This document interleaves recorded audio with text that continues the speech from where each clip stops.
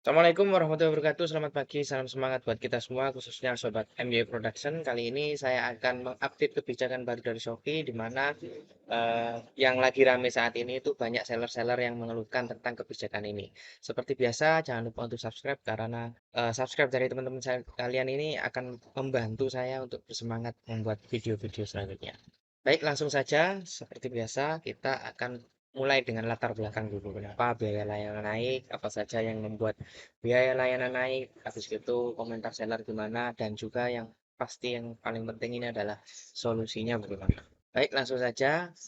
Per tanggal 1 Juli 2024, biaya layanan itu naik.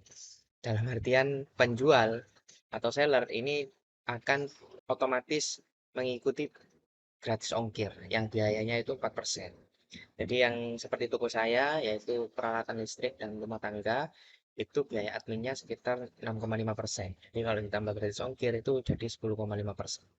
Nah, ini adalah suatu program yang otomatis akan diwajibkan bagi Shopee. Di persyaratannya sih ada ada kebijakan kalau semuanya seller itu merasa keberatan itu bisa mengajukan. Tapi rasanya itu akan mempengaruhi algoritma ya.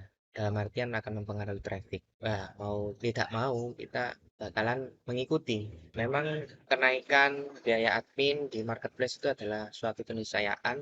Kita nggak bisa menolak ya. Dalam artian karena kita itu kan numpang jualan ya. Jadi ya mau gimana lagi, mau nggak mau ya harus mengikuti. Jadi seperti itu. Yang membuat biaya layanan naik. Ya, ini menurut saya ya. Jadi menurut pendapat saya, jadi teman-teman bisa bisa saja tidak sependapat. Baik, yang pertama adalah ini saya dapat dari cerita Om Botak dari konten IG-nya, di mana data dari Good Stats ini memperlihatkan bahwasanya 89% di selama Ramadan 2024 kemarin itu banyak orang-orang yang belinya di Shopee. Terus yang kedua ada Tokopedia yang 51%, TikTok Shop 41%, dan juga Lazada 34%, dan diikuti dengan yang lainnya. Nah, di Tokopedia, TikTok Shop, dan juga Lazada itu biaya adminnya sudah 6,5% yang sebelumnya belum naik. Jadi saat ini 6,5%. Yang sebelumnya sendiri Shopee itu sudah naik duluan 6,5%. Nah, yang sekarang Shopee kan sudah ditambahkan dengan gratis ongkir yang sebelumnya saya sampaikan 4%. Jadi 10,5%. Ini yang saya bahas adalah kategori yang saya jual, yaitu peralatan listrik dan rumah tangga. Yang namanya Shopee kan dia itu nggak, anggapannya nggak pengen biaya adminnya itu sama dengan kompetitornya yang di bawahnya dia. Sementara banyak orang itu yang tertarik kepada Shopee, maksudnya berbelanja di Shopee. Maka dari itu Shopee akhirnya menaikkan biaya adminnya, maksud saya mewajibkan penjual untuk mengikuti gratis ongkir yang dibebankan sebesar 4%, yang pada akhirnya totalnya ketemunya 10,5%. Jadi itu yang pertama. Kenapa Shopee mewajibkan penjual untuk mengikuti program gratis ongkir yang biayanya 4%. Itu yang pertama menurut saya. Terus yang kedua adalah Shopee Pay Later. Jadi ini Shopee Pay Later ini adalah sebuah fitur ketika orang berbelanja itu bisa bayarnya nanti. Nah, ini berpotensi orang-orang itu nggak bayar kalau pay later ini. Begitu juga dengan Shopee pinjam menjual. Di Shopee itu ada semacam kredit tanpa agunan. Jadi penjual itu bisa pinjam modal di Shopee maupun dengan pembeli itu juga ada Shopee pinjam pembeli. Jadi kalau teman-teman lihat itu bisa ada Shopee pinjam pembeli itu sekitar 1,5 jutaan kalau nggak salah. Terus kalau yang penjual ini bisa sampai ratusan juta modal yang diberikan kepada Shopee kepada penjual. Dari Shopee Paylater, Shopee pinjam penjual, dan juga Shopee pinjam pembeli, pastinya kemungkinan dalam 1 tahun atau 2 tahun, Shopee itu sudah menganalisis bagaimana kebiasaan orang-orang terhadap pembayaran yang Paylater, Shopee pinjam penjual, dan pembeli. Resiko-resiko di pembayaran itu yang sekiranya orang yang gagal bayar itu kan bisa mempengaruhi keuangan dari Shopee sendiri ya. Jadi yang mestinya keuntungannya setiap tahun sekian gara-gara Shopee PayLater, Shopee pinjam menjual dan Shopee pinjam membeli itu kemungkinan keuntungannya berkurang. Makanya dari Shopee sendiri seller mau diwajibkan untuk mengikuti gratis ongkir yang biayanya 4%. Bisa saja dari 4% itu bisa menanggulangin orang-orang yang gagal bayar ini tadi. Jadi seperti itu.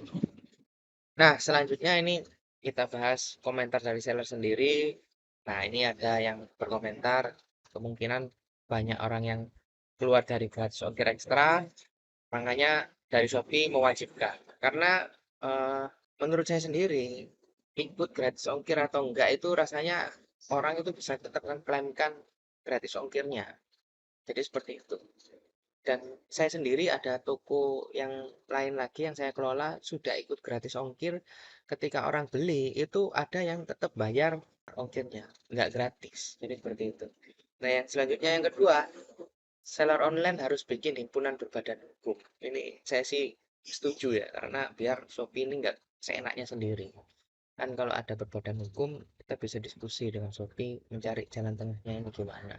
Tapi ya itu rasanya sulit menyatukan seller-seller yang ada di Indonesia ini. Nah, ini yang kasihan memang reseller-reseller kecil dengan margin yang mepet. Kita tahu sendiri kalau seumpamanya di Shopee itu distributor-distributor, dealer-dealer itu sudah berjualan secara langsung di sana. Ketika biaya admin maupun seller yang diwajibkan untuk mengikuti gratis ongkir, maka yang ada reseller-reseller ini akan susah untuk menaikkan marginnya itu tadi karena bagi distributor atau dealer mereka tinggal menaikkan aja karena memang keuntungan mereka itu besar.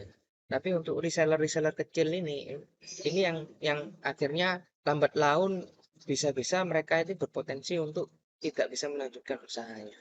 Jadi ini mungkin bisa menjadi masukan bagi Shopee terkait dengan eh, pembeli yang diwajibkan untuk mengikuti gratis ongkir mungkin bisa saja Shopee Pay Later atau Shopee pinjam menjual dan pembeli itu aturannya lebih diperketat lagi supaya tidak terjadi kerugian-kerugian yang dialami oleh Shopee. Nah, selanjutnya solusinya saya balik lagi adalah berjualan offline. Di toko offline kita itu mesti ditingkatkan trafficnya supaya orang-orang itu mau beli ke toko kita secara langsung. Jadi kalau yang saya lakukan ini IG saya, IG toko saya. Jadi buat teman-teman yang saat ini sedang menonton bisa mengikuti IG saya supaya nanti bisa mengikuti update-update terkait dengan giveaway. Ini ada giveaway yang saya lakukan yaitu kunci LCT Kiro di mana orang-orang bisa komen di sana, habis itu mention teman-temannya, nanti akan kami ajak. Dan juga eh, toko kami ada di Jalan Garuda nomor 53 RT 3 RW 1 Sukorejo Buduran. Buat teman-teman yang ingin mampir ke toko saya, silakan. Kami menyediakan alat-alat teknik berupa bor gerinda, mesin las, dan juga kompresor. Nah, itu yang bisa saya sampaikan. Solusinya adalah bagaimana caranya kita meningkatkan traffic di toko offline kita. Karena lambat laun orang-orang kemungkinan bakal kembali terbiasa untuk beli offline. Karena kalau online di Shopee, Tokopedia, dan juga TikTok Shop itu biaya adminnya tinggi, kan otomatis orang itu lebih baik beli offline karena lebih murah. Kalau seumpamanya biaya admin di marketplace itu selalu naik. Jadi seperti itu. Terima kasih. Seperti biasa, jangan lupa untuk subscribe, like, dan share kepada teman-temannya jika ini bermanfaat. Wassalamualaikum warahmatullahi wabarakatuh.